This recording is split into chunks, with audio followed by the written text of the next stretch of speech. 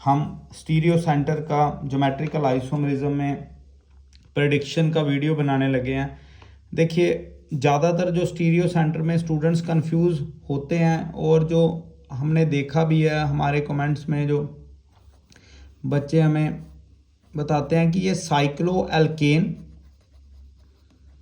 और दूसरा cyclo alkene, ये दो ऐसे कंपाउंड्स हैं जिनमें जो स्टीरियो सेंटर को प्रेडिक्ट करना स्टूडेंट्स को काफ़ी डिफ़िकल्ट लगता है। बट हम आज की इस वीडियो में जो स्टीरियो सेंटर का कॉन्सेप्ट है, ये साइक्लो एल्केन और साइक्लो एल्कीन में, वो हम पूरी तरह से इसको फोकस करेंगे। सबसे पहले तो आपने ये बात देखनी है कि जो साइक्लो एल्केन है उनमें कुछ चीज़ें आपने फोकस करनी है। जो उनमें से सबसे इम्पॉर्टेंट पार्ट है साइक्लो एल्केन में, वो आपने देखना है कि जो कार्बन है जिनके साथ ग्रुप लगा हुआ है वो sp3 हाइब्रिडाइज्ड हो।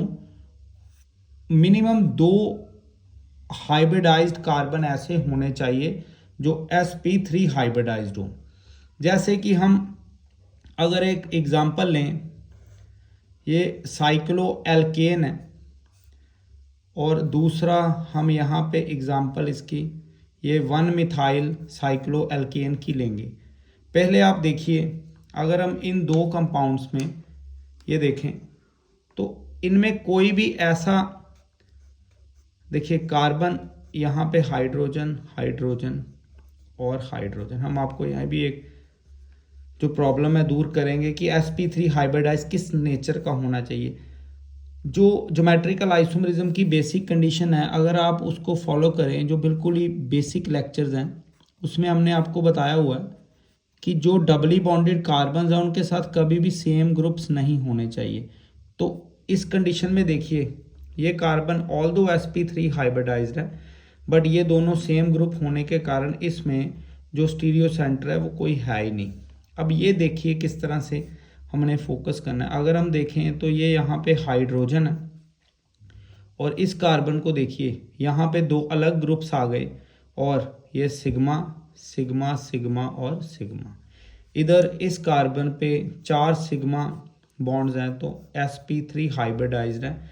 बट दूसरा जो फिर वही कंडीशन है, ऑल्दो ये sp3 हाइब्रिडाइज्ड हैं तो पर दोनों पे ग्रुप सेम लगे हैं, तो यहाँ पे भी ये स्टीरियो सेंटर जो 0 होगा। इसी तरह से एक और एग्जांपल हम इधर फोकस करेंगे। जैसे ये हमारे पास साइक्लो ब्यूटेन है CH3 और यहाँ पे CH3। अब चेक करिए, अगर हम देखें तो इधर हाइड्रोजन है और इधर भी हाइड्रोजन है। ये तो दोनों सेम ग्रुप्स होने के कारण इनकी चाहे sp3 हाइब्रिडाइजेशन है बट ये क्वालिफाई नहीं करेंगे स्टीरियो सेंटर के लिए। अब इधर देखिए, ये वाला कार्बन जो है वो हमारे पास sp3 हाइब्रिडाइज्ड कार्बन है और ये भी sp3 हाइब्रिडाइज्ड कार्बन।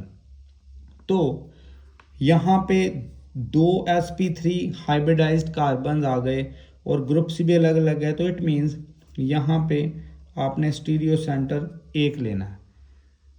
तो ऐसी कोई कंडीशन हो तो स्टीरियो सेंटर 1। अब साइक्लो एल्केन में तो आपने सिर्फ और सिर्फ यही कंडीशन फॉलो करनी है और बड़ी जल्दी स्टीरियो सेंटर आप प्रेडिक्ट कर पाएंगे। जैसे एक और एग्जांपल अगर हम ले लें, कई बार कुछ इस तरह की भी कंडीशन आ जाएगी। जैसे कि हमारे पास ये कंडीशन है, ये CH3 और यहाँ पे H लग गया है, तो आपको बोला जाए कि क्या ये स्टीरियो सेंटर इसमें होंगे या यस, sp3 हाइब्रिडाइज्ड कार्बन ये वाला भी है और ये भी। तो स्टीरियो सेंटर हमारे पास 2 sp3 होने के कारण स्टीरियो सेंटर कितने आ गए, 1। ये बात हो गई हमारे पास स्टीरियो सेंटर प्रेडिक्ट करने की, किसकी, साइक्लो एल्केन की। साइक्लो एल्केन के केस में हमने स्टीरियो सेंटर देख लिए। बट अगर कुछ ऐसी कंडीशन भी आ जाए, जैसे कि हमारे पास एक और कंडीशन आएगी कॉन्जुगेशन की, हम इधर ही लिख लेते हैं। दूसरी कंडीशन है कॉन्जुगेशन। अब ये कॉन्जुगेशन का केस किस तरह से आपने समझना। पहली कंडीशन क्या है, साइक्लोएल्केन में sp3 होने चाहिए। कॉन्जुगेशन किस तरह से चेक करिएगा, यहाँ पे ये साइक्लो ब्यूटेन है और इस तरह से हमारे पास कोई केस आ गए, एक ये केस है और सेम हम दूसरा केस इधर आपको लेके समझाएंगे। ये चेक करिए, सेम केस ये इस तरह से CHBr ये आ गया और दूसरा हमारे पास ये CH3 और CH3। अब हम इनमें स्टीरियो सेंटर को किस तरह से देखेंगे। अब चेक करिए, कॉन्जुगेशन का मतलब ये है कि अगर हम इसे ओपन करें, आप चेक करते जाइए, इधर देखिए CH डबल बॉन्ड C और इधर हाइड्रोजन और इधर हाइड्रोजन और ये CH3। सिमिलरली इस केस में अगर आप देखें तो ये CH डबल बॉन्ड C, इधर Br और इधर H और ये CH3। पहली कंडीशन अगर हम इसमें देखें तो फर्स्ट कंडीशन क्या हो गई, ये वाला जो कार्बन एटम है दिस इज, यहाँ पे हाइड्रोजन आ जाएगा, यहाँ पे भी हाइड्रोजन, तो ये दोनों कौन सी कैटेगरी के हैं, sp3 और ये भी sp3।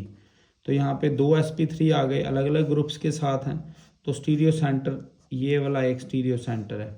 बट यहाँ पे कॉन्जुगेशन में आपने ये देखना है कि कोई भी doubly bonded carbon atom same groups के साथ अटैच ना हो। यहाँ पे ये ग्रुप सेम है, ये सेम ग्रुप्स हैं, तो इसीलिए स्टीरियो सेंटर यहाँ पे क्या होगा, सिर्फ एक, वो भी इसके वजह से।